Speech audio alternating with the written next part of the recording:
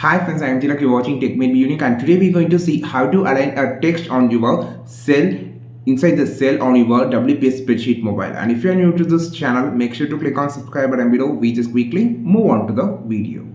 So to align the text on the WPS spreadsheet mobile, so I just going to show. So for an example, so I just going to type here as a text, and here also I just going to type as 4 and 5 6 and some values like this.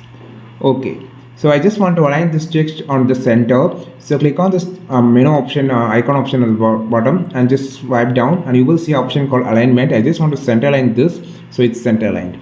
The same process, just select everything you just want to align. Now you just open this, click on this icon and open this and scroll down and you will see option called align text. Make it as center. If you just need to in the first, you can just make it.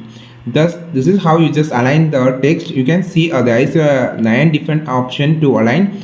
So if you have a more spacing, it will have to align on the first center or on the top or bottom. You can just select it. This is how you just align the text on your WPS spreadsheet mobile. I think this video helped you a lot. Like this video, share this video, subscribe this channel. We will meet our next video with a super valuable content. This is Tilak signing off from Tech Made Be Unique. Have a wonderful day.